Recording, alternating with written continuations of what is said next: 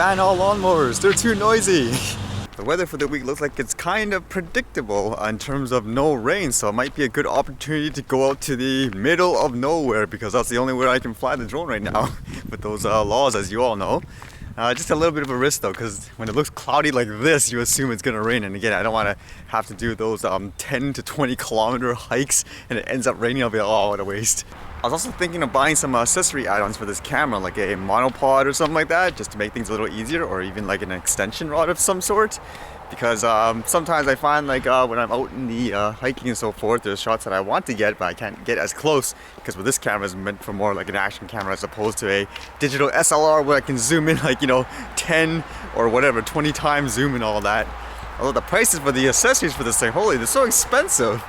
So which one to get? Man, with the prices of that, I can almost buy like another camera, like a portable one rather. Still no signs of those new Canadian drone regulation proposals yet, so still looking, just like the rest of you. But I did find this one about something about Europe plans to unveil some kind of drone regulation by 2019 to be more standardized. So that's what I read mostly throughout the day. I'll get into that a bit as I had a lot of interesting topics, I think anyways, in terms of trying to clearly, in my opinion, distinguishing the difference between a commercial flyer and a recreational flyer. But I saw this interesting piece here about something about a bridge in Japan. And take a look at this picture. I mean, if you guys saw this, would you be willing to drive over this?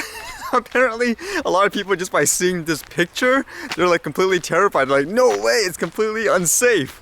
Which makes me think of things like the drones again, which in my opinion is more about perception as opposed to reality in terms of how dangerous like a regular consumer drone is for the most part and how most people fly it. Like for myself, for example, I fly it like in the middle of nowhere for the most part, like in terms of empty fields where there's not many people there usually.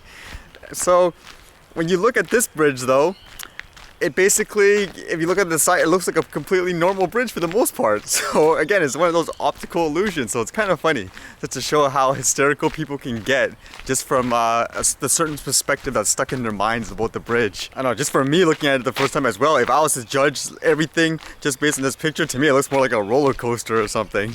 For me personally, when it comes to stuff like this, I usually want to see it myself. Like the pictures and the reports, like okay, they're nice to tell you what they may be like, but I still like to see it myself to see whether or not it is truly that scary. And I think people should do the same when it comes to things like drones. Actually get out there and try to see one flying. I was reading your comments here, Crashcopter, how you said you gave a person your, I guess your FPV goggles while you were flying and they didn't have any issues with it. I was thinking about those goggles. If I had it and I was out in the public, like just flying it like normal, like here normally, which, I can't now because of the interim drone laws, I think that's actually a great way to actually get people comfortable with drones too. That's what I would use the goggles for mostly in the public, like if they're afraid to actually use the control themselves, like here, wear this and look at the view. I think that's actually a great way to help people ease up with the technology. And you're always so enthusiastic about the ducks. I don't know if I can find those baby ducks again, they were kind of cool. It makes me wonder where everyone else like from around the world you're watching, whether or not you actually see these animals a lot, because I see them like all the time mostly. And with that comment about how things would be different for recreational drone flyers if people like the Garneau, for example, he actually had a drone himself. It actually makes me curious too if he actually ever publicly stated whether or not he actually flew like a drone himself for fun ever or for how long. Because I find it a little funny again because one of his pitches I saw in a video to be in a position where he was before was saying how he thought it was odd where people making the laws for transportation and all that didn't have a science background whereas he does. So I think again he's kind of putting himself in a position where he's the people that he criticized, he's basically the exact same thing, making laws for like drones and all that when he doesn't really fly or one recreationally himself.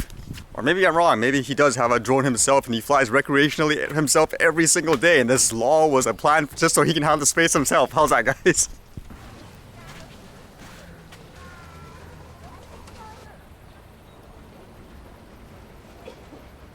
And this would be such a nice drone shot actually.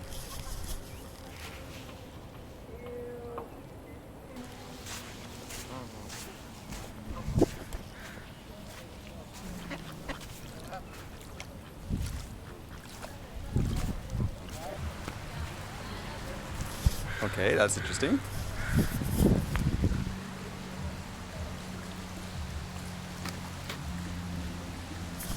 Someone decided to do art with their stones here, I guess. And I guess my shoes are no longer waterproof. I don't know how I got that hole in there. I've only got this like since the last December too. I guess that's what happens when you walk too much, right?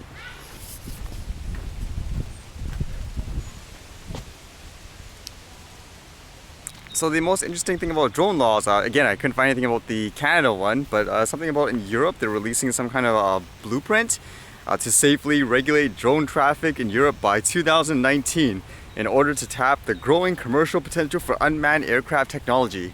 So it sounds like they're taking it seriously as they recognize the benefits of it. And I guess in terms of mindsets and the technology, I mean, for this quote, it says, drones mean innovation, new services for citizens, new business models, and a huge potential for economic growth for the transport minister in Europe. That's what they said, apparently.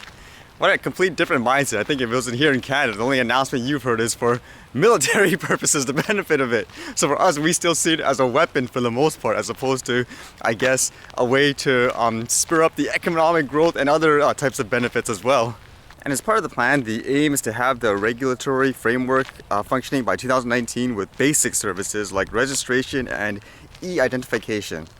Again, I guess just to identify who the pilots are, which to my opinion, it makes perfect sense for people that are flying it commercially and all that. Although this was kind of shocking for me personally.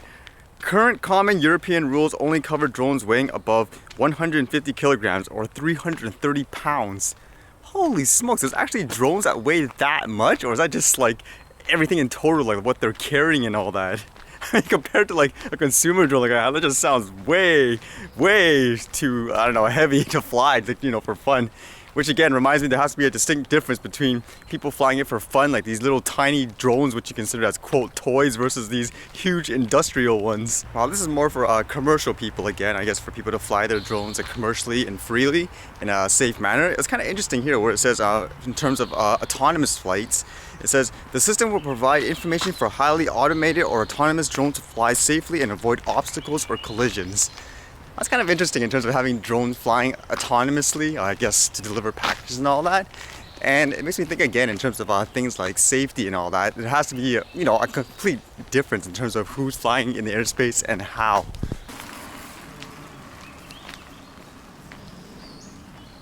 Look, a near miss with a bicycle. I mean, for me as a recreational flyer, I'm technically within the 9-kilometer distance, which is the restriction here in Canada, so I can't fly it. But if I was, do you really need me to phone like the airport or something like that because I'm flying here within, I don't know, 90 meters in the air? I mean, really? I would imagine here it'd be the other way around. Like if we had the two-way communication, if that helicopter or plane's coming down here for some reason, you guys alert me. I was thinking in many ways too, isn't it funny that all of the countries for the most part, like from what I read, who have the most reasonable recreational drone laws in many ways is the ones that are progressing commercially with it, like with the technology? Is that just like a coincidence in many cases? Because even like with here, like in Canada, a lot of people would say, you know, those laws just stops you guys from flying your quote toys. But even when I look at it like commercially or say, you know, recreationally, for us, we seem really behind like overall compared to like other places in the world. Maybe that's just a coincidence, but I personally don't think so. I mean, it's about the mentality, like I said. I mean, if you were to compare the quotes from this transport minister versus the one we have here, it seems like night and day in terms of how they view the technology and how it will benefit people. Kind of like what yesterday with the Amazon buying the Whole Foods. We're not going to see people delivering their kales to people's houses until they start embracing the technology. And I think it might be that starts with the recreational drone flyers. Stop making people feel like criminals flying in open places like this. Start embracing, otherwise again you'll end up being like the dinosaur transport minister in my opinion, like when it comes to Canada in general.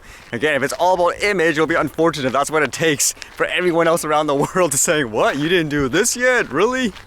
Well, hopefully it'll change. Anyways, see you guys later.